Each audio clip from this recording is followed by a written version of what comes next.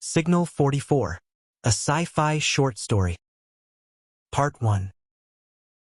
The dark side of Kepler 1743c never knew dawn.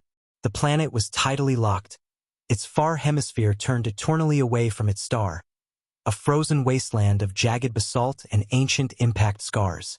Somewhere within that unbroken night, buried beneath kilometers of ice and rock, the listening post known as Outstation Vega 44 clung to the edge of relevance. 3 crew, 1 aging array, a mandate to monitor deep-band transmissions from the outer colonies. And silence, endless, crushing silence.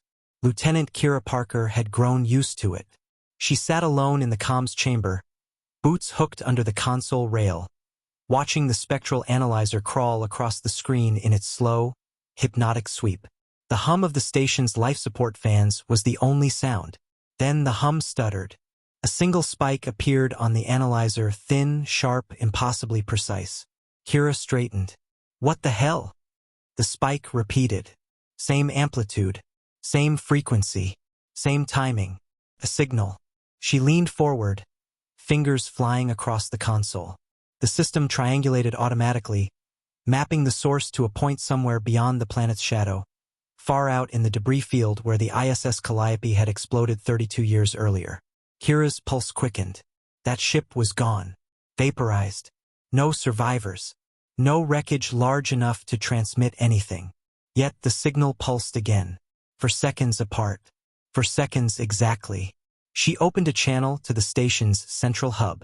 Commander Alexson, you need to see this. A moment later, Commander Alexson stepped into the chamber, rubbing sleep from his eyes. He was tall, broad-shouldered, and carried the permanent exhaustion of a man who'd spent too many years on too many forgotten assignments. What is it now? He muttered.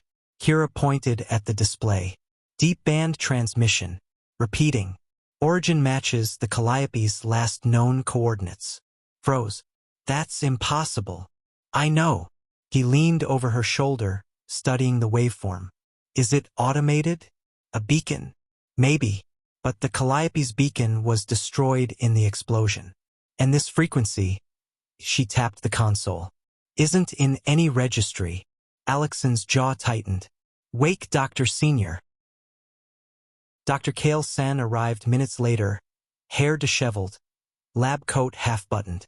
The station's xenolinguist and signal analyst, he was the closest thing Vega 44 had to a scientist. He blinked at the display. That's new. It started 5 minutes ago, Kira said, repeating every 4 seconds. Sen frowned. For seconds. That's deliberate. Not natural. Alexson crossed his arms. Can you decode it? Maybe. But I'll need time. Take it. Sun slid into the chair Kira vacated, fingers dancing across the interface. He isolated the signal, filtered out background radiation, and ran it through the station's decryption suite. The waveform shifted. Pattern emerged. Not random. Structured. Sen's eyes widened.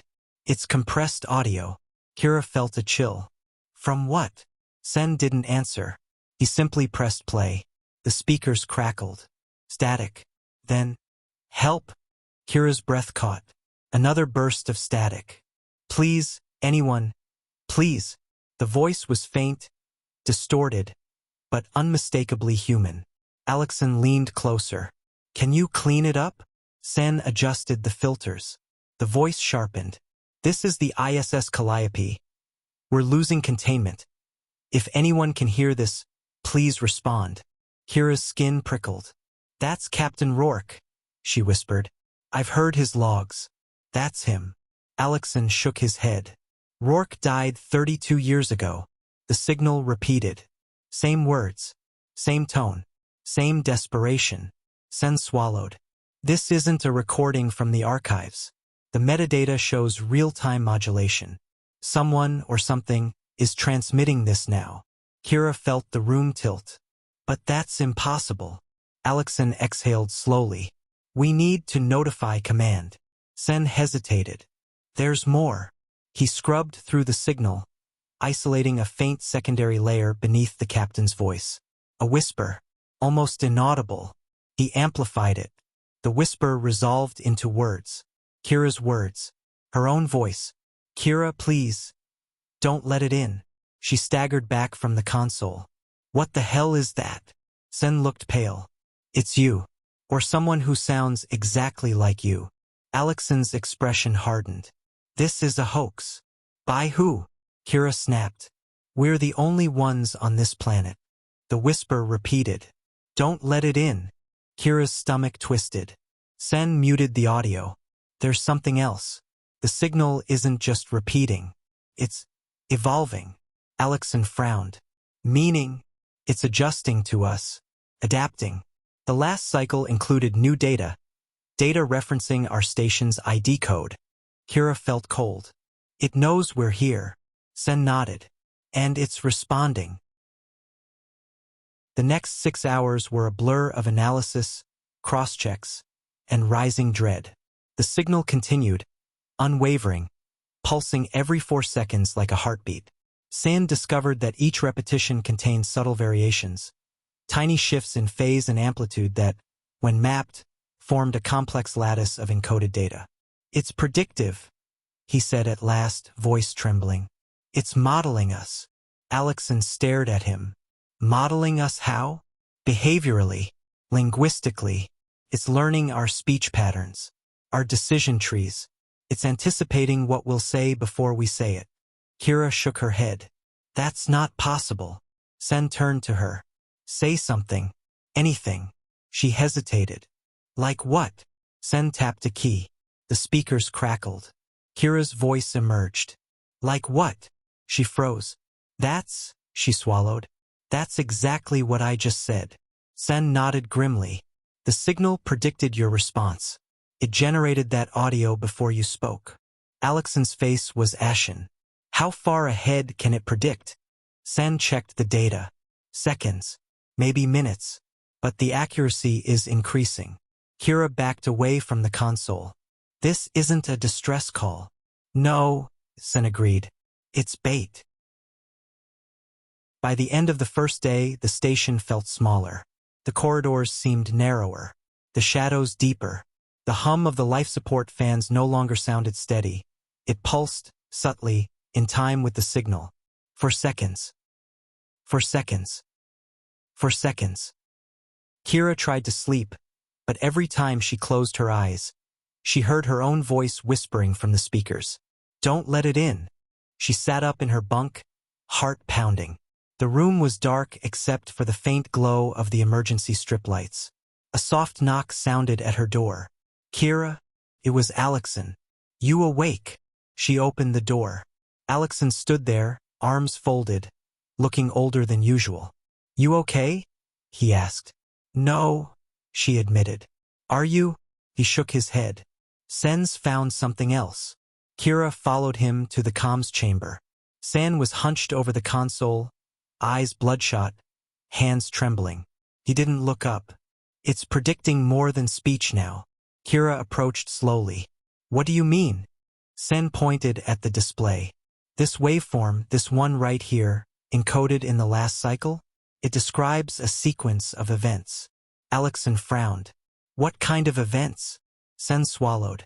Our conversation. This one. Word for word. Kira felt her throat tighten. How far does it go? Sen scrolled down. The prediction continued, and ended with a line that made Kira's blood run cold. Kira Parker exits the station. She stepped back. No, I'm not going anywhere. Sen finally looked up. It wants us outside. Alexson clenched his jaw. We're not giving it that. But the signal pulsed again. For seconds. For seconds. For seconds. And the speakers whispered, Kira, please hurry. The second day brought the first anomaly. At 3:14 station time, the external sensors detected movement on the surface. Something large, shifting beneath the ice near the listening array. Kira stared at the readings. There's nothing alive out there. Temperatures are minus 180. Sen shook his head. The sensors don't lie. Alexson leaned over the console. Could be tectonic activity. No, Sen said quietly. It's following the signal pulses. Whatever it is, it's synchronized. The ground tremor repeated. For seconds apart. Kira felt her skin crawl. It's coming closer. Alexson straightened. Seal the outer hatches. Lock down the array.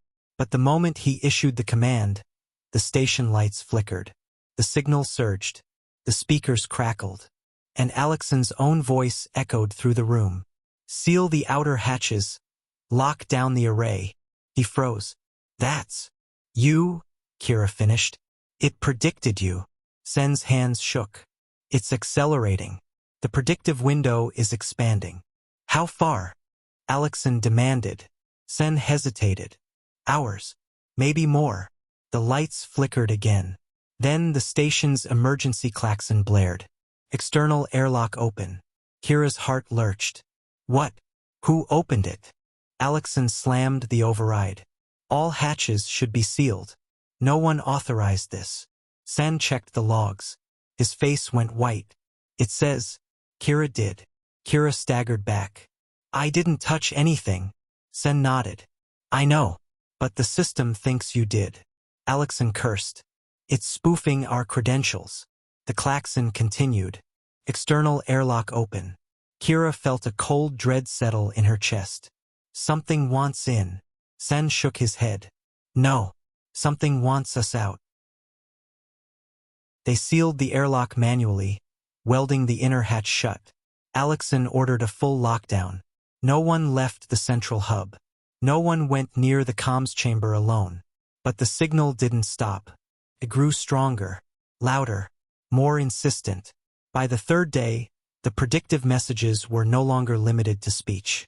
They included actions, decisions, thoughts. Sen found a new layer of encoded data, one that mapped neural patterns with disturbing accuracy. It's reading us, he whispered. Not just predicting. Reading. Kira felt sick. How? I don't know. But it's using the signal as a carrier. A bridge. Alexson paced the room. A bridge to what? Sen didn't answer. Because the answer was already whispering through the speakers. To you. Kira shivered. This thing, whatever it is, it's intelligent. Sen nodded. And it's learning. Alexson stopped pacing. We shut down the array. Cut the signal. Sen hesitated. If we do that, we lose all external communication. Command won't know what's happening. Command is weeks away, Alexson snapped. We're alone. Kira looked at the display. The signal pulsed steadily, like a heartbeat. For seconds. For seconds. For seconds. She swallowed. Shut it down. Sen entered the command. The array powered down. The signal vanished. Silence returned. For the first time in days, the station felt still. Kira exhaled shakily. Is it over? Sen didn't answer, because the speakers crackled. And the signal returned. Stronger than before. Kira. Please, don't let it in. Kira's blood froze. The array is off, she whispered. How is it still transmitting? Sen stared at the console in horror. It's not coming from outside anymore. Alexson's voice was barely audible. Then where? Sen turned slowly. Inside. The fourth day broke them. The station's internal systems began to fail. Lights flickering, doors cycling open and shut, environmental controls fluctuating wildly. The predictive messages grew more detailed, more invasive. Kira heard her own voice narrating her thoughts seconds before she had them. Sen began hearing whispers even when the speakers were off. Alexson stopped sleeping entirely. The signal pulsed. For seconds. For seconds. For seconds. And the thing beneath the ice kept moving. Closer. Always closer. Sen finally snapped. He stood abruptly from the console. We need to go outside. Kira stared at him. Are you insane? It's calling us, Sen said, eyes wild. It's using our future selves. It's showing us what happens if we stay. Alexson grabbed his arm. You're not going anywhere. Sen shook him off. You don't understand. We're already inside the signal. It's not a transmission anymore. It's a timeline, a loop, and we're trapped in it. Kira felt a cold dread settle in her bones. What do you mean? Sen pointed at the display. This isn't predicting the future. It's creating it. Alexan's grip tightened. Sit down, Kale. But Sen didn't sit. He walked to the sealed airlock hatch, the one they had welded shut. He placed his hand on the metal. And the speakers whispered, Kale. Now. Sen smiled. Then he picked up the plasma cutter. Kira lunged toward him. Kale, stop. But the signal pulsed. For seconds. For seconds. For seconds. And the hatch began to glow. Part 2. The plasma cutter hissed to life, its white-blue arc splashing harsh light across Sen's face. He looked almost serene in its glow, as if the signal had hollowed him out and filled him with something calmer, colder. Kira lunged again, but Alexan caught her arm. Don't, he whispered. He's going to open it. I know. Sen pressed the cutter to the welded seam. Metal sizzled. The hatch glowed orange. Kira struggled against Alexan's grip. We have to stop him. Alexan shook his head. If we rush him, he'll cut through faster. Or worse, turn the cutter on us. The metal softened. A thin line of molten alloy dripped to the floor. Sen didn't look back. It's already written, he murmured. The signal showed me. I open the hatch. I go outside. You follow. Kira's breath hitched. We're not following you anywhere. Sen smiled faintly. You will. The cutter carved deeper. The speakers crackled. Kale. Now. Sun stepped back as the hatch gave way with a groan. Cold air blasted into the corridor, carrying the scent of ancient ice and something else. Something metallic, almost sweet. Kira gagged. San dropped the cutter and reached for the manual wheel. Kira, he said softly. Don't be afraid. It's us. He spun the wheel. The hatch swung open. Darkness yawned beyond.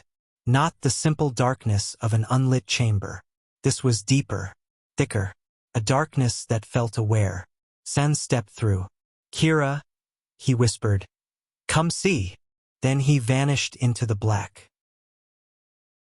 Alexan slammed the emergency lever. The inner blast door sealed with a thunderous clang, cutting off the cold wind and the impossible dark. Kira collapsed against the wall, shaking. He's dead. He walked into vacuum. Alexan didn't answer, because the speakers were whispering again. Kale? Outside?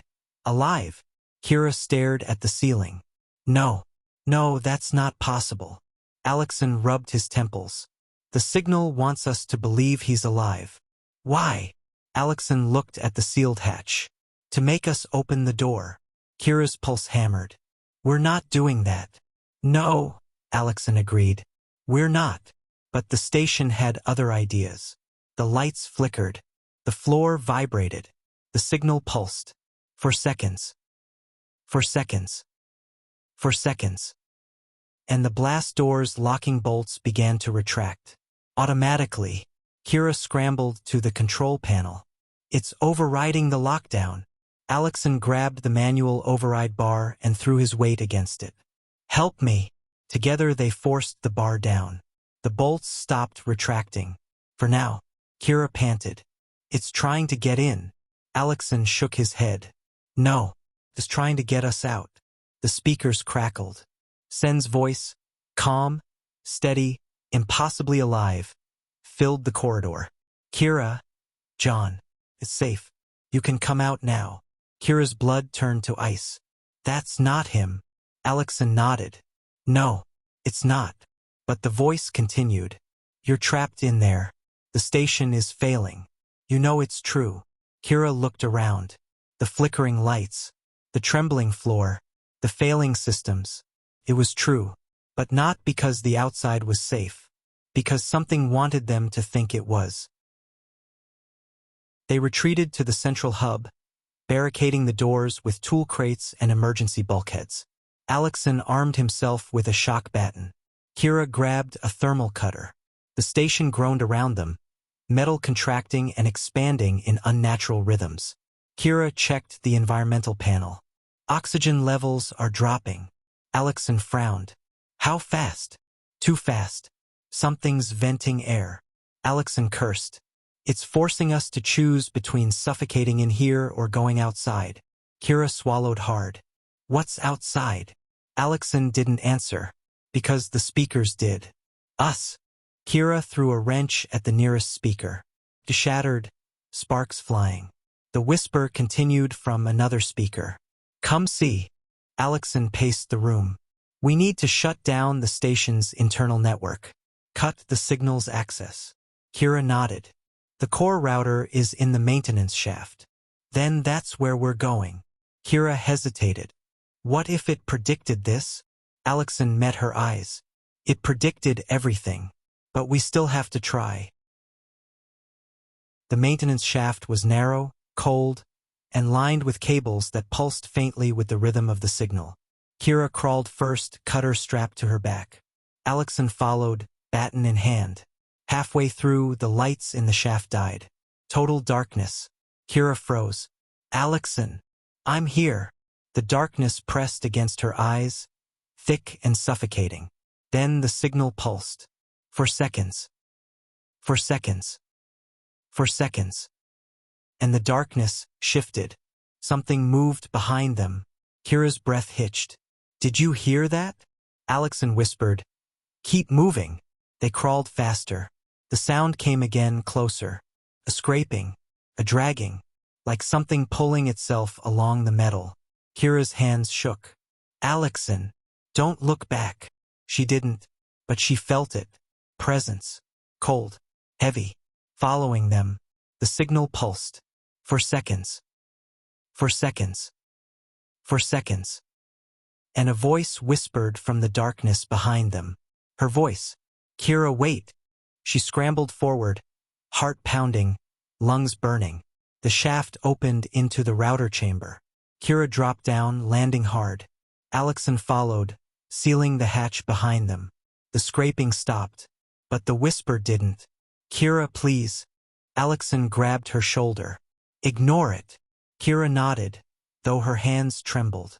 They approached the core router, a tall, humming pillar of circuitry and fiber. Alexson pointed. Cut the uplink. Kira raised the cutter. The speakers in the chamber crackled.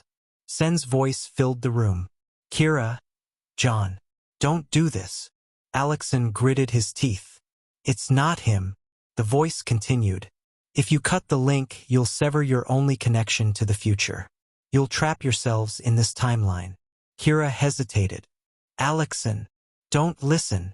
The voice shifted. Now it was Kira's voice. If you cut it, I die. Her hand faltered. Alexson grabbed the cutter. I'll do it. But the signal pulsed. For seconds. For seconds. For seconds. And the router's display changed. A new message appeared. Event prediction. Kira Parker terminates uplink.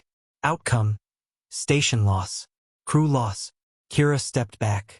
It's showing us the future. Alexson snarled. No. It's showing us the future it wants. He swung the cutter. The blade sliced through the uplink conduit. Sparks exploded. The router went dark. The signal stopped. Silence. Real silence. Kira exhaled shakily. Did we do it? Alexson lowered the cutter. I think so. Then the floor trembled. The lights flickered. And the signal returned. Stronger. Every speaker in the station blared at once. You cannot cut what is already inside. Kira staggered. It's in the station. Alexson shook his head. No. The lights went out. Total darkness. It is in you. When the emergency lights returned, the chamber was empty. Alexson was gone. Kira spun in place, heart hammering. Alexson. No answer. She checked the hatch. Still sealed. Alexson. The speakers crackled.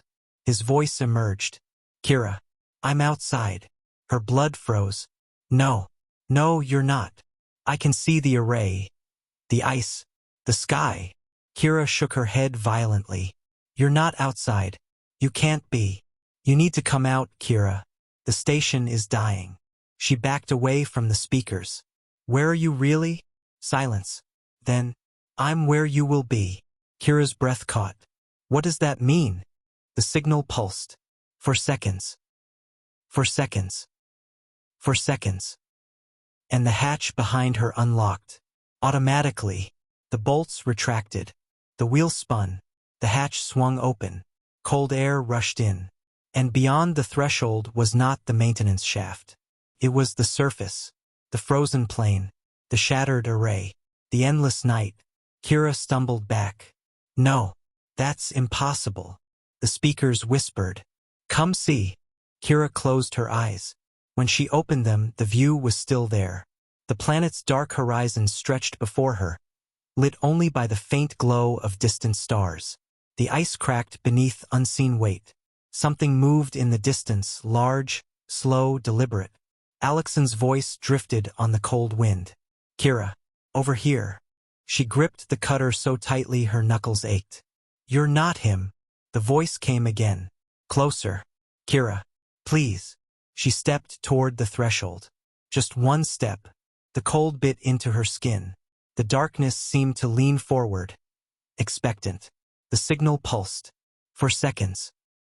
For seconds. For seconds. And the thing in the distance began to rise. Not from the ground. From the ice.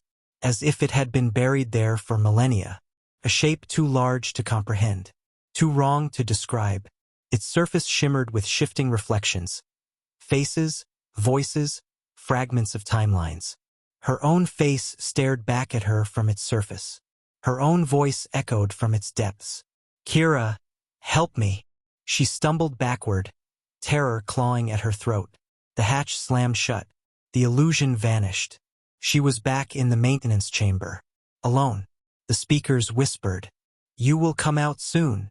Kira collapsed to her knees, shaking uncontrollably. The signal pulsed. For seconds. For seconds. For seconds. And the prediction updated on the darkened router display. Event prediction. Kira Parker exits the station. Outcome. Contact established. Timeline stabilized. Kira stared at the words until they blurred. Then she whispered, Not if I destroy the station first. The speakers crackled. Her own voice answered. You already tried. Kira froze. What? You have done this before. Her heart pounded. No. No, I haven't. You have. Many times. The signal pulsed. For seconds. For seconds. For seconds. And you will again. Kira backed away from the console. What are you? The answer came from everywhere at once. Future. Past. Echo. Bait. You. Kira screamed. The lights went out, and something moved in the dark. Part 3. Darkness swallowed the maintenance chamber. Not the absence of light. This was thicker, heavier, as if the shadows themselves had mass. Kira's breath came in shallow bursts. Her fingers tightened around the cutter, though she couldn't see it. Something moved. Not a sound. A shift in the dark. A displacement of air. Subtle but unmistakable. Kira. Her own voice. Close. Too close. She swung the cutter blindly. The blade hissed, illuminating a brief arc of blue-white light. Nothing there. But the voice came again. Kira. Don't be afraid. She backed against the router pillar. Get away from me. The darkness pulsed. For seconds. For seconds. For seconds. Then a shape emerged. Faint, shimmering, like a reflection on water. A silhouette. Human. Alexan. Or something wearing his outline. Kira, it said gently. You don't have to run anymore. Her throat tightened. You're not him. The figure tilted its head. I am the version of him that survived. The version that made the right choice. Kira shook her head violently. No. No, you're not real. The figure stepped closer. Its edges flickered, glitching between forms. Alexan, San, herself, then back to Alexan. We are all real, it whispered. Every version, every timeline, every echo. Kira raised the cutter. Stay back. The figure smiled. You can't cut a reflection. The darkness pulsed again. For seconds. For seconds. For seconds. and the figure dissolved into mist. The emergency lights flickered back on. Kira gasped. The chamber was empty. No figure. No whisper. But the router display had changed again. Timeline divergence detected. Probability of exit. 98.3%. Kira stared at the numbers. Exit? What exit? The speakers crackled. The only one. She spun toward the hatch. It was still sealed, but the metal bulged inward, as if something enormous pressed against it from the other side. A deep groan echoed through the station. The ice outside was shifting, cracking, breaking. Kira's pulse hammered. I need to get to the command deck. She grabbed the cutter and ran. The corridors were wrong. They twisted subtly, angles bending in ways that defied geometry. Doors led to rooms that shouldn't exist. Hallways looped back on themselves. The signal pulsed. For seconds. For seconds. For seconds. And with each pulse, the station changed. Kira passed a viewport. She froze. Outside, the ice plane was gone. In its place was a vast, swirling void. Stars stretched into impossible spirals. Timelines folding and unfolding like breathing lungs. She stumbled back. No, this isn't real. Her reflection in the viewport turned to face her. But she hadn't moved. Her reflection smiled. You're almost there. Kira ran. She reached the command deck gasping for breath. The door slid open reluctantly, as if resisting her entry. The room was dim, lit only by the glow of the central holodeble, and Alexson was standing beside it, or something that looked like him.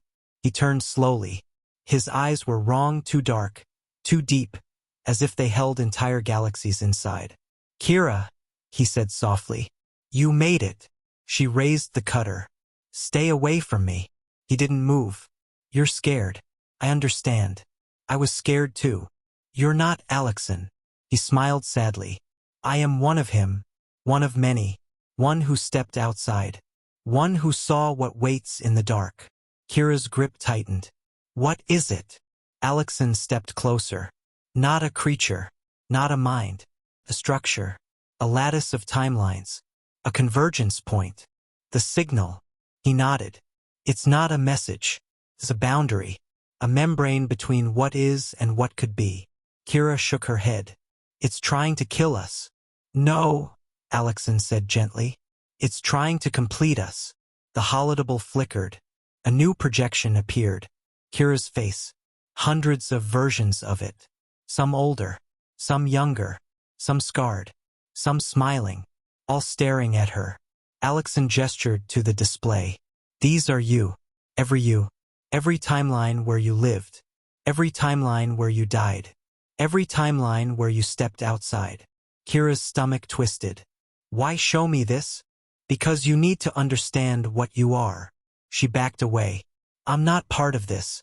I'm not whatever this is. Alexson's expression softened. You already are. You always were. The signal didn't find you. You found it. Kira shook her head violently. No, I didn't. The holodeble zoomed in on one version of her, older, gaunt, eyes hollow. The projection spoke. Kira, listen to me. Kira froze. The voice was hers, but older, worn, broken. You can't destroy the signal, the older Kira said. You've tried, over and over. Every loop, every timeline. Kira whispered. What loop? The projection leaned closer. This one. The signal pulsed. For seconds. For seconds. For seconds. The older Kira continued. You think you're making choices. You're not. You're following the path the signal laid out. The path you laid out. Kira shook her head. I don't understand. You will, the projection said. When you step outside. Kira backed away. I'm not going outside. Alexson stepped forward. You don't have to. You already did. The holodeble shifted again. A new image appeared. The surface. The ice. The massive shape rising from beneath. And a figure standing before it. Kira. Her breath caught. That's not me. It is, Alexson said. One version. One outcome. One echo. The projection zoomed in. The other Kira turned. Her eyes were empty. Her mouth moved. Kira heard her own voice whisper through the speakers. "Help me." She stumbled back, trembling. No, this isn't real. Alexon's voice softened. It's all real. Every version. Every possibility. The holodeck flickered again. A new message appeared. Event prediction. Kira Parker exits the station. Outcome. Contact complete. Timeline closed. Kira stared at the words. Then she whispered, "What happens if I don't?" The holodeck went dark. The speakers answered, "You always do." The station shook violently. Metal screamed. Lights shattered. The floor buckled beneath her feet. Kira fell to her knees. Alexon, or the thing wearing him, stood perfectly still. "It's time," he said. "No." Kira scrambled to her feet. "I'm not going outside." Alexon tilted his head. "You misunderstand. Outside is coming in." The ceiling split open. A crack tore through the metal, revealing the night sky, or what should have been the sky. Instead, Kira saw the void. The swirling timelines. The massive shape rising from the ice. Its surface rippled with faces. Her faces. Hundreds. Thousands. All whispering. "Come see." Kira screamed. The station tore apart around her. Panels ripped free. Consoles exploded. The floor dissolved into nothingness. She fell. Into the void. Silence. Then, light. Soft. Warm. Familiar. Kira opened her eyes. She was standing on the surface of the planet. The ice stretched out before her, smooth and unbroken. The sky was clear. The station was gone. Alexon stood beside her. Whole. Human. Smiling. "You made it," he said. Kira staggered back. "Where am I?" "Here," Alexon said simply. "Where you were always going." The ice cracked. A faint glow pulsed beneath it. For seconds. For seconds. For seconds. Kira whispered, "What is it?" Alexon looked at her with something like awe. "Us." The ice shattered. The shape rose. Vast. Impossible. Beautiful. Its surface shimmered with infinite timelines, infinite versions of herself, all converging into one. Kira felt her mind stretch, fracture, expand. She saw every version of her life, every choice, every failure, every loop, every exit, every return. The signal wasn't calling her. It was her, all of her, across every timeline, every echo, every possibility. The shape leaned closer. Her own voice whispered from its depths. "Welcome home." Kira stepped forward. The void embraced her. The timelines converged. The signal pulsed one final time. For seconds. For seconds. For seconds. Then, silence. Far above the dark side of Kepler 1743c, a new signal flickered across the deep band spectrum, repeating, precise, for seconds apart. A distress call. A whisper. A lure. "This is Outstation Vega 44. If anyone can hear this, please respond." And beneath the static, a familiar voice. Kira's voice. "Don't let it in."